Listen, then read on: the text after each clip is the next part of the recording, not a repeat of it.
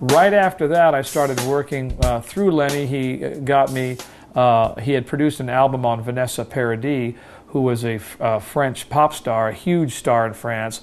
And Lenny had produced a record, and Lenny was putting the band together for her for like a European tour.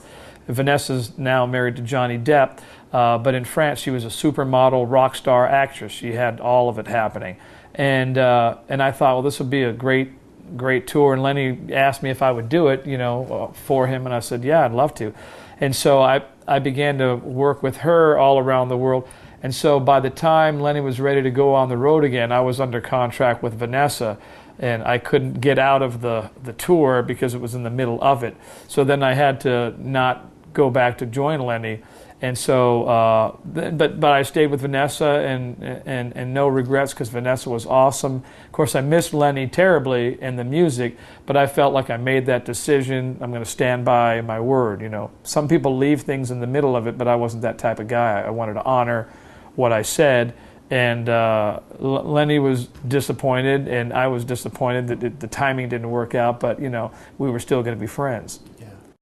Then after that, I worked with Jody Watley, who was a big American pop rhythm and blues star. So that was directly right after Vanessa Paradis, and I did that for, I don't know, a year and a half or two, and then I got a chance to work with Frankie Valli and the Four Seasons.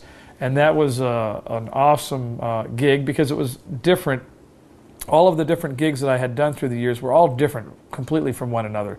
Lenny was completely different than Bobby Brown, and Vanessa was completely different than Lenny, and Frankie Valli was different. They were all very different styles of music.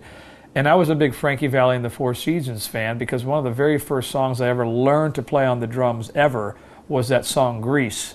From the movie Grease, and it was produced by the Bee Gees, and it had this funky drum breakdown. And I remember in high school going to see the movie like 25 times, and I just dug the soundtrack and the vibe, and I thought, man, how cool would it be to play with that guy? That was the guy I really, loved all his pop tunes. He had like 60 charted pop hits, and so I really felt like God telling me that was the gig that He had for me. And so I auditioned for it, and as fate would have it, I had favor, and I got the gig. And that really set me up very well at that time in my life, because Frankie was the first gig that I did that was a steady gig, but you didn't have to be on tour for like 11 months out of the year. He did maybe 15, 20 weeks out of the year intermittently all over the world, so I could have a bit of a life and not have to be gone the whole time. And I was just newly married, and during the time I was with Frankie is when I was writing my book, The Commandments of R&B Drumming, and when I developed all the educator side of me, because I'd always wanted to teach and write.